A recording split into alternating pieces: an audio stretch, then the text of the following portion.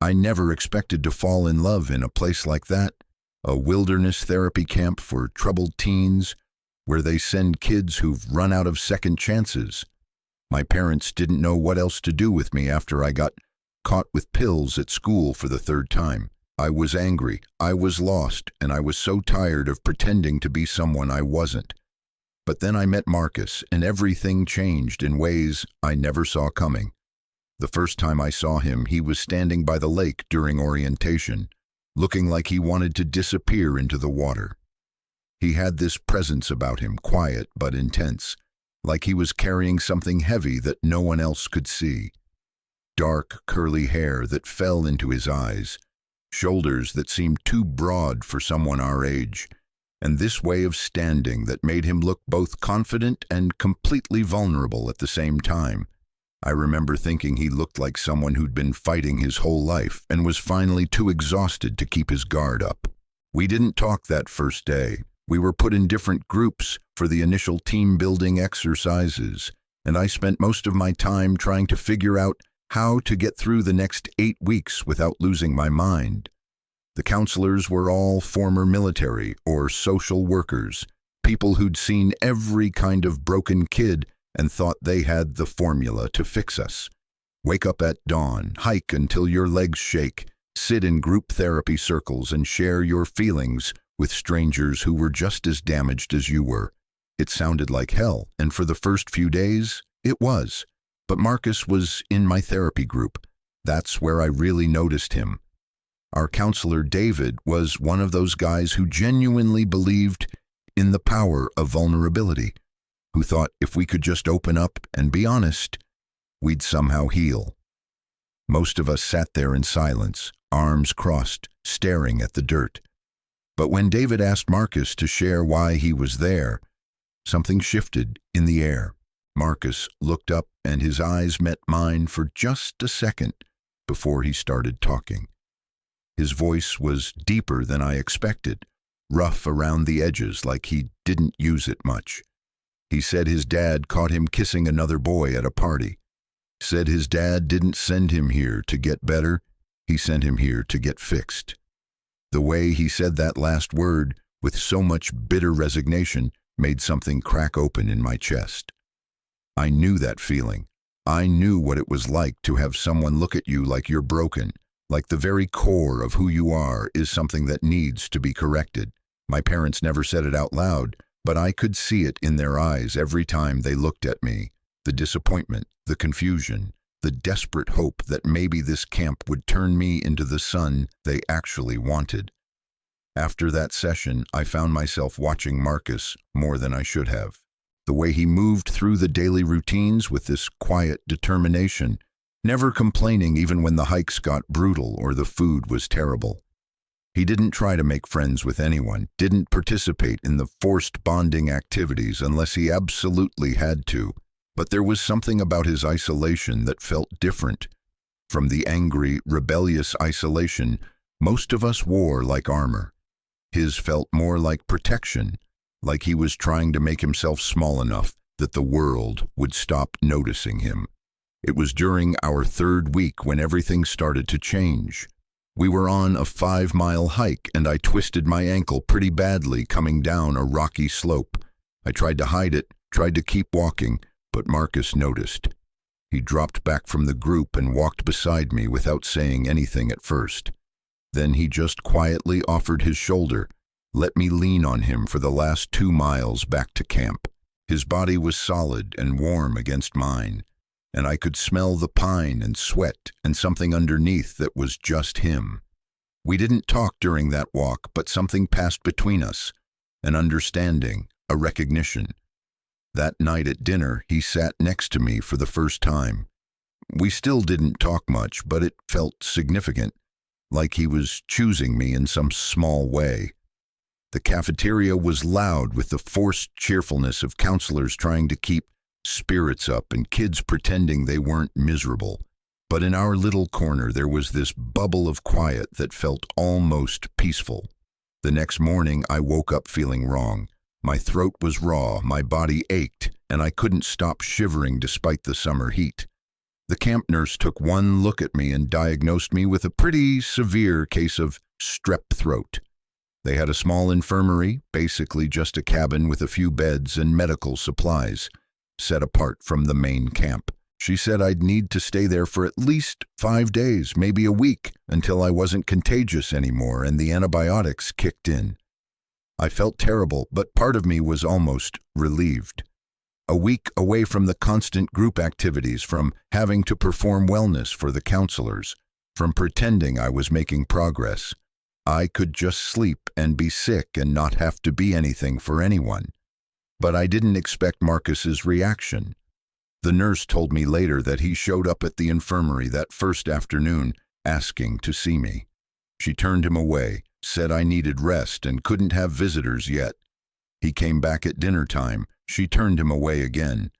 He came back after evening group, and she finally had to get stern with him, explaining that I was contagious and he needed to stay away. I didn't know any of this was happening. I was barely conscious, drifting in and out of feverish sleep, my throat feeling like I'd swallowed broken glass. The antibiotics were strong and they knocked me out pretty hard. I'd wake up sometimes to the nurse checking my temperature or bringing me water, but mostly I just existed in this hazy, disconnected state. On the third day, I woke up feeling slightly more human. The fever had broken, and while my throat still hurt, I could at least think clearly. The nurse was there, changing my IV bag, and she had this concerned look on her face. "Your friend is worrying me," she said. I was confused.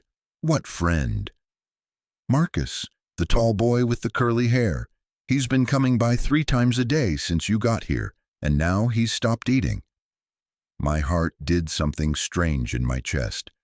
"What do you mean he stopped eating?" She sat down on the edge of my bed, and her expression was serious.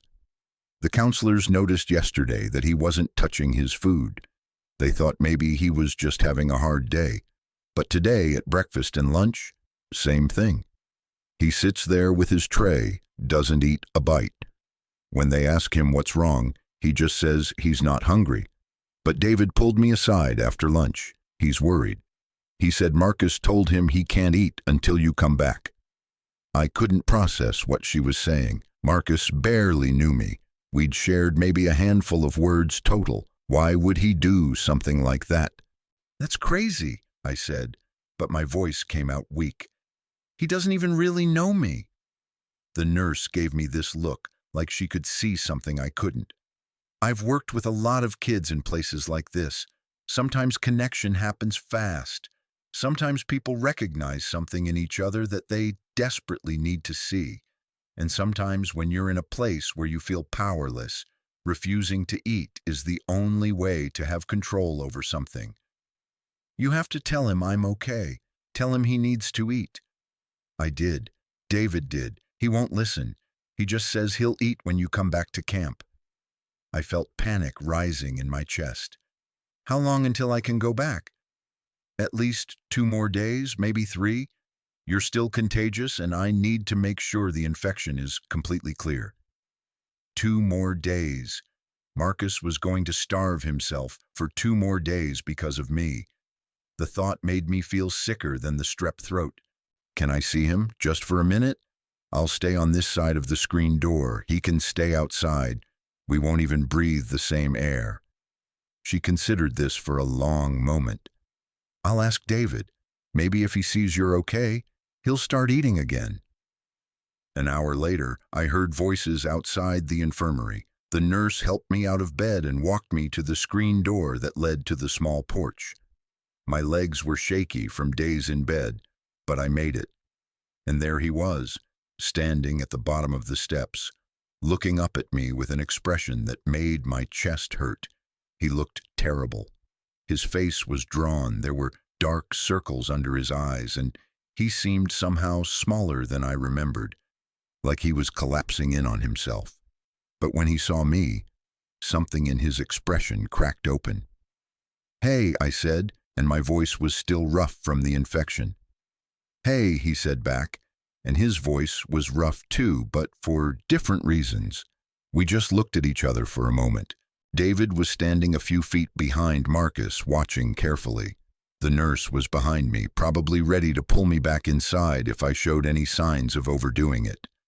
"They said you're not eating," I finally said. Marcus shrugged, but his eyes never left my face. "Not hungry." "That's bullshit, and you know it."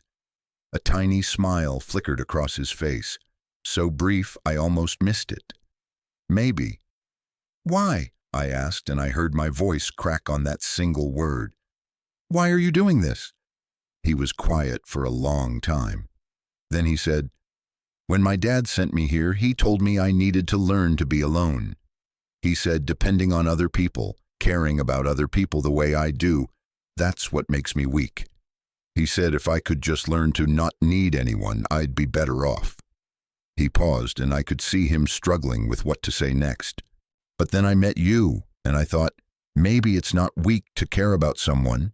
Maybe it's the bravest thing we can do in a place like this. And when you got sick, when they took you away, I realized I couldn't just pretend you didn't matter. I couldn't just go through the motions like nothing changed. So I stopped eating. Not because I want to hurt myself, but because it was the only way I could be honest about how much it matters that you're okay." I felt tears burning in my eyes, and I didn't even try to stop them. "You can't do that, Marcus. You can't hurt yourself because you're worried about me." "Then come back," he said simply. "Come back and I'll eat." "I can't, not yet. I'm still sick. But I need you to eat anyway, please. For me." He shook his head. "I can't." The nurse stepped forward then, her voice gentle but firm. "Marcus, what you're feeling is real and valid. But this isn't the way to handle it. You're not helping him by refusing to take care of yourself. You're just adding to his worry." "I know," Marcus said, and he sounded so tired.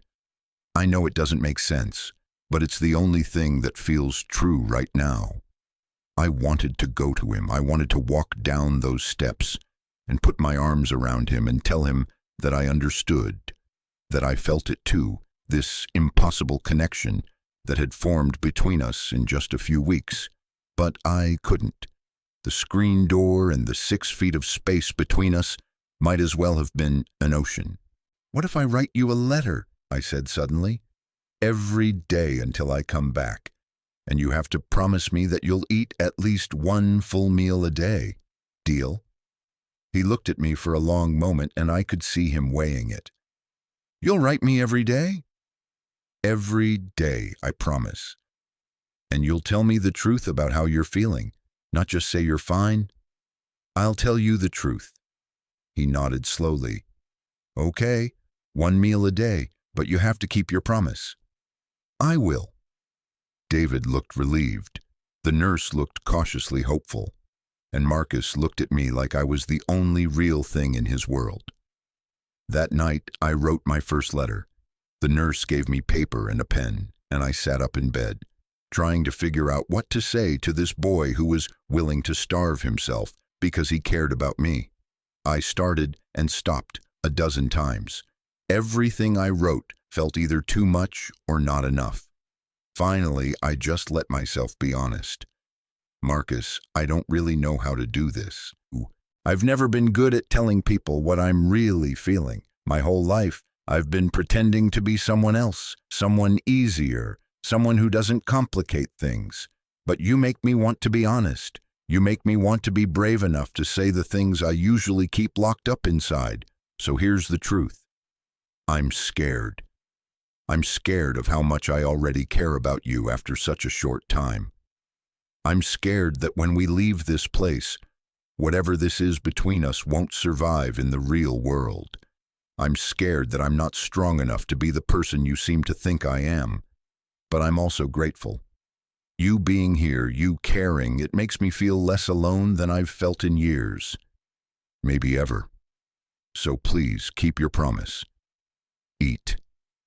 Take care of yourself. And know that I'm thinking about you. I'm always thinking about you. I didn't sign it. I just folded it up and gave it to the nurse the next morning.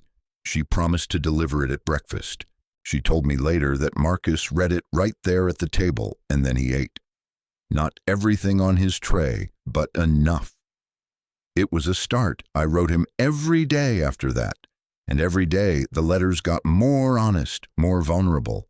I told him about my parents, about how I started using pills, because it was the only way I could quiet the voice in my head that kept telling me I was wrong, that I was broken.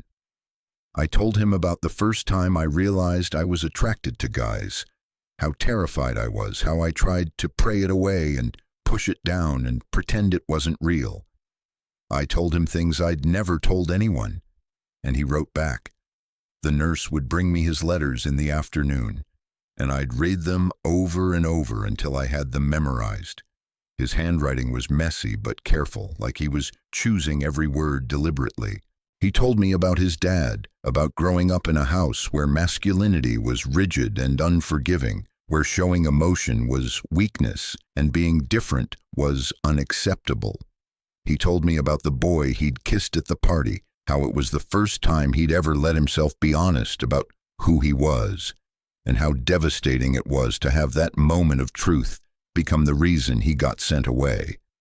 But he also told me about hope, about how meeting me made him think that maybe there was a version of his life where he didn't have to be alone, where being himself wasn't something to be ashamed of. He said I made him want to be braver. On my 5th day in the infirmary, the nurse finally cleared me to go back to camp. The infection was gone. I wasn't contagious anymore, and while I was still weak, I was well enough to rejoin the group. I was nervous and excited and terrified all at once. Marcus was waiting outside the infirmary when I came out. David had apparently told him I was being released, and he'd asked permission to walk me back to the main camp. We started down the path together, and for a while we just walked in silence, our shoulders almost touching. "Thank you for the letters," he finally said. "Thank you for eating." He laughed, and it was the first time I'd heard him really laugh. It was a good sound, warm and genuine. I kept my promise. 1 meal a day became 2, then 3. Turns out your words were better motivation than any threat the counselors could come up with. We reached a bend in the path where the trees opened up to show the lake. Marcus stopped walking and turned to face me. His eyes were serious again, intense in a way that made my breath catch. "I need to tell you something," he said, "and I need you to let me say it all before you respond, okay?" I nodded, my heart pounding. I know we're just kids. I know we're in this weird, artificial environment where everything is heightened and nothing is normal. I know that in a few weeks we're going to leave here and go back to our regular lives, and maybe this won't mean anything anymore. But right now, in this moment, I need you to know that you matter to me.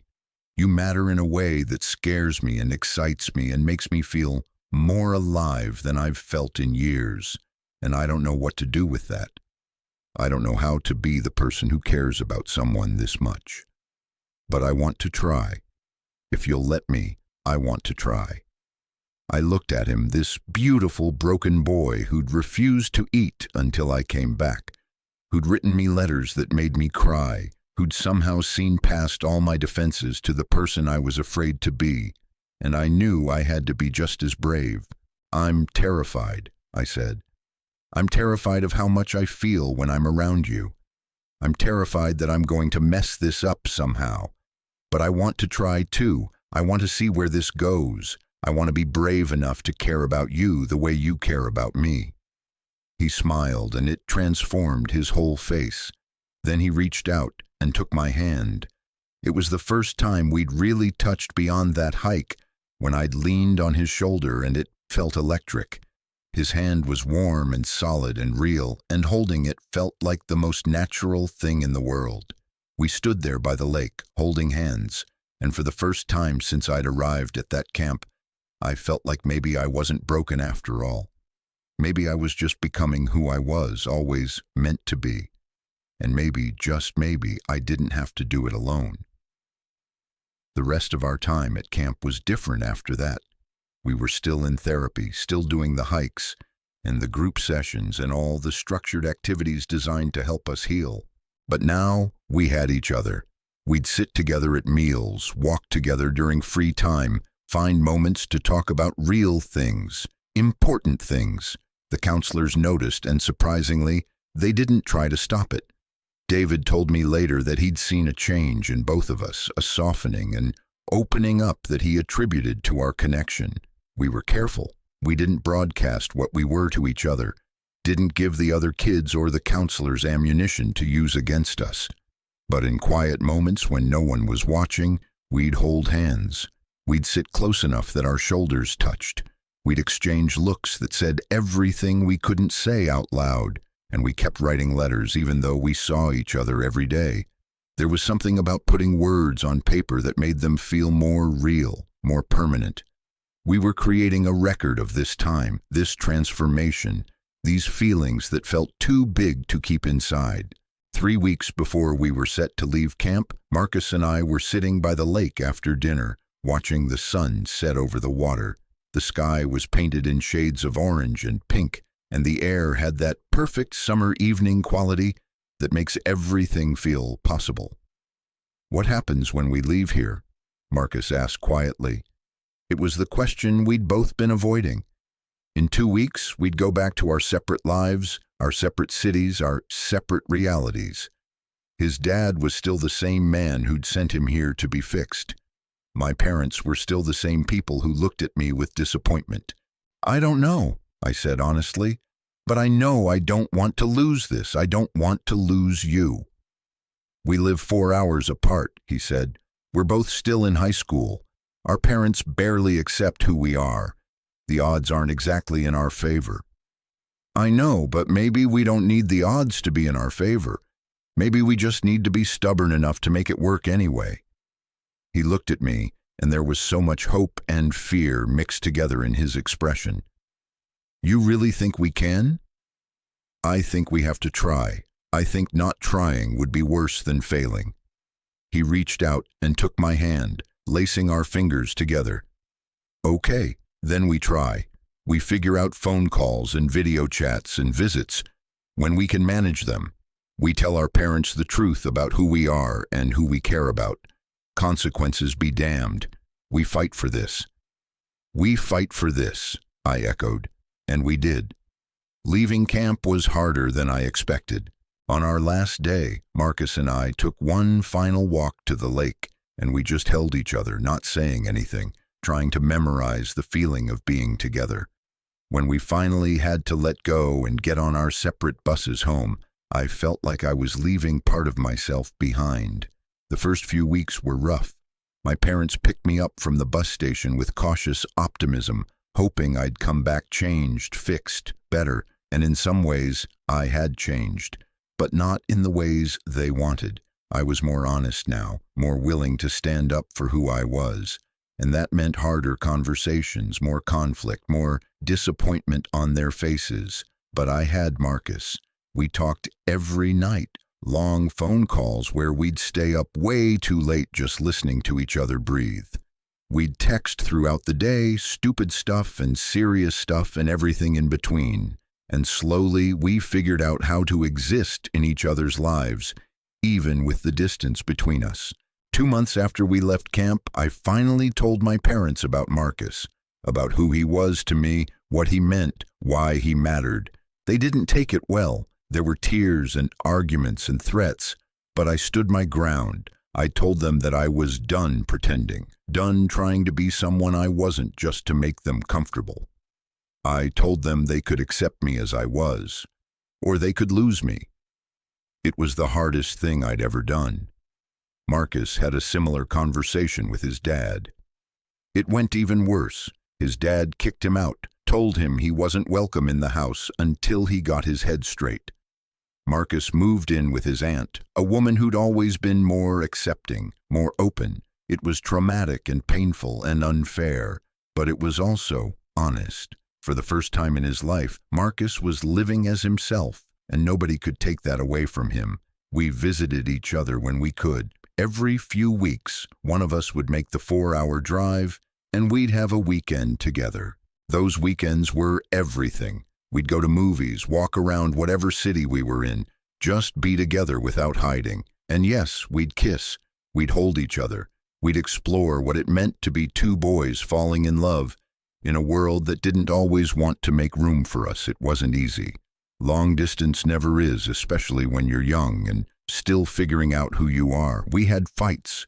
We had moments of doubt. We had times when the distance felt impossible. But we also had something that a lot of people never find. We had someone who saw us, really saw us, and chose us anyway. Now, 3 years later, we're both in college. Different colleges, still a few hours apart, but closer than we were. We're planning to transfer to the same school next year, get an apartment together, build a life that's actually ours. My parents have slowly come around, accepting that this is who I am, and Marcus is who I love. His dad still won't talk to him, but his aunt has become like a second mom to both of us. People ask me sometimes how we made it work, how two kids who met at a wilderness therapy camp managed to build something real and lasting. And I always think back to those 5 days when I was sick, when Marcus refused to eat until I came back. That's when I knew, that's when I understood that what we had was worth fighting for, worth being brave for, worth every hard conversation and long drive and moment of doubt. Love isn't always easy. Sometimes it's terrifying. Sometimes it asks you to be more honest than you want to be, more vulnerable than feels safe. But when you find someone who makes you want to be braver, who sees you at your worst and chooses to stay anyway, you hold on to that. You fight for it. You refuse to let it go. Marcus taught me that. He taught me that caring about someone isn't weakness, it's strength.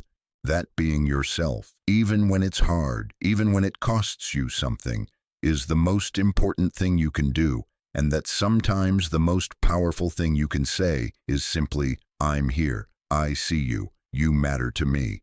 So yeah, he refused to eat until I came back from the infirmary, and in doing that, he showed me what it means to really love someone, to care so much that you can't pretend everything's fine when it's not, to be willing to make yourself uncomfortable, to take a stand, to say this person matters and I'm not going to act like they don't. That's the kind of love I want to live my life with, the kind that's honest and brave and real. The kind that doesn't hide or apologize or make itself smaller to fit into other people's expectations. And I found it in the last place I expected, with a boy who was just as lost as I was, who somehow helped me find my way home.